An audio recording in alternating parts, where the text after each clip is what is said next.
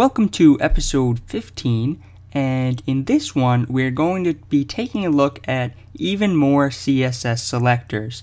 And like I have stated in the previous episodes, there are a ton of them, and in this one I'm really going to show you even more of them that are very important for any designer to know, and really how we're going to take advantage of them. So let's just jump right into this here. The first one is called the universal selector. Some people call it the global selector. Basically all it does is select every single element on your page. So just like any other selector, we'll put in the universal selector, which is just an asterisk, and then we'll open our curly brackets, and then any styles that we put in here are going to be applied to every single element on the page. You might be thinking that there's not many uses for it, and you're sort of right on that regard because, most of the things we can put in here really aren't relevant for every single element we'll ever have. For example, not every element will have the same margins, the same size, the same color text. Most of the time everything is going to be a little bit different. However, there are a few examples where this can truly help you. So let me show you one thing. Most of the time, you put your font family on the body class. So let's just say I made the entire body Helvetica. This works for a few different things here. So we can see our paragraphs, our Helvetica, our links, and our bullet points here. However, any user interface elements, like I have this text box here, or any buttons, or any inputs, they will keep the system default font, which in this case is Lucida Grande because I'm on a Mac. However, if we wanted the font family to be applied to even these UI elements, we can put it on the universal selector, and then you can see that now even this text box has the Helvetica font. So it's definitely very handy. The next selectors that we're going to be talking about in this video are kind of different than any other selectors that we've already used. And this is because they're called pseudo selectors. The prefix pseudo means sort of, and the reason why these are sort of selectors are because they don't stand well on their own. So we can't just type this selector. We actually have to put something before it in order for it to work. So the first couple of pseudo selectors are pseudo element selectors. Don't worry about memorizing this terminology, just try to focus on what you can use to accomplish a certain task.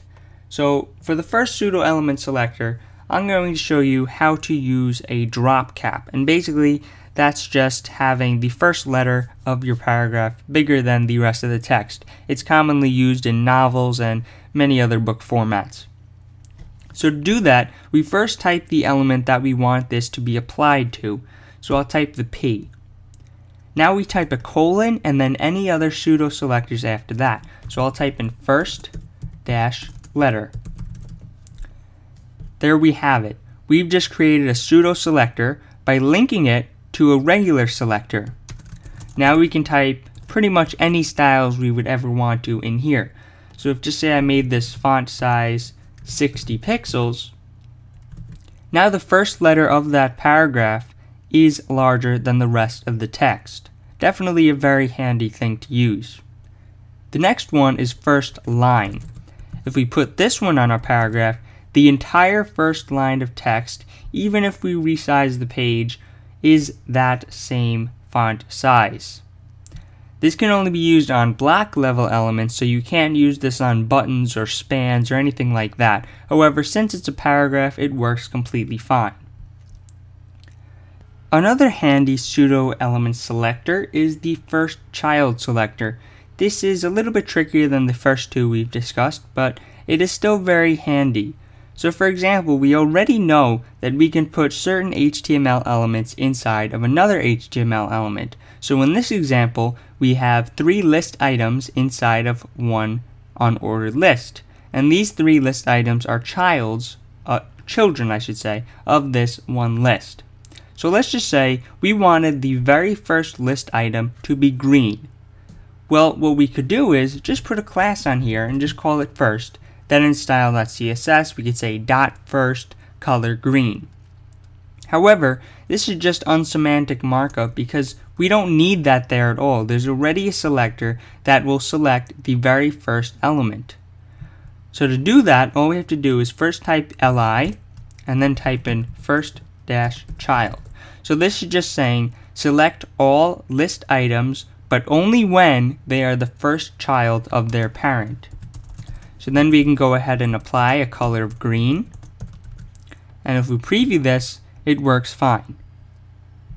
This works very well the opposite way as well. We can type last child, and now it's applied to this third one here. This is pretty cool because now if we have another element that has to go in here, let's call it fourth. Now that one has this green style instead of third.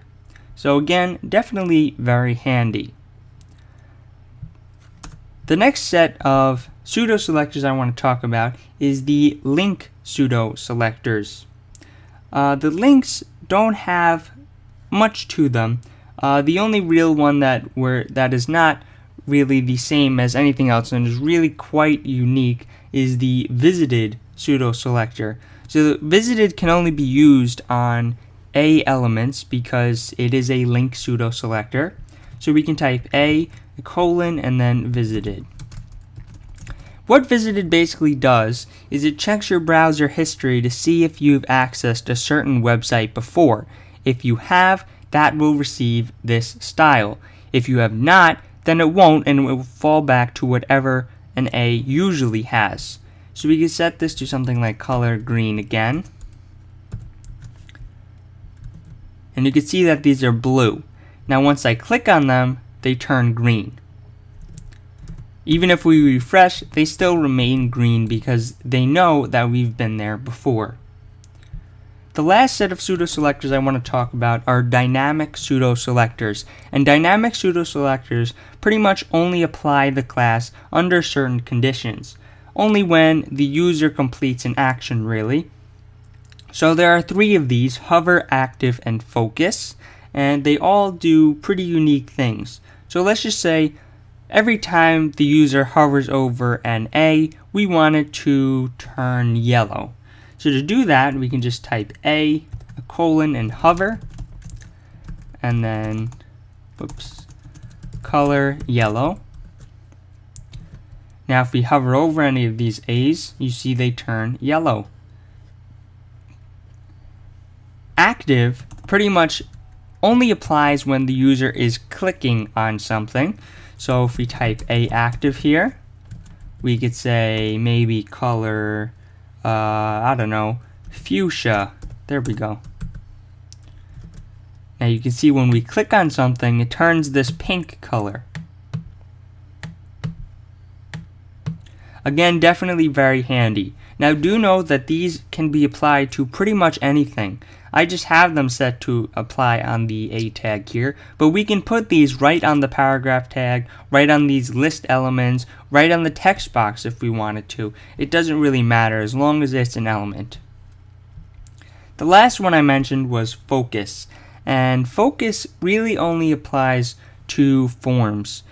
Usually if you are selecting a form and you are changing the input, you get this blue glow around the form element like I have on this text box here. So there are other styles that you can apply to these elements when it has that blue glow around it. Now I'm not going to show you that much about this today just because we haven't really gone into forms yet. The reason being because even if you can create a form in HTML, you can't do anything unless you know PHP. However, I'll show you this on the text area element, which I have right here, because text area is still kind of helpful because it lets the user select things easier. So if maybe you wanted to give away a block of code, you can easily let the user double click in it, copy it, and then paste it whenever he or she needs it.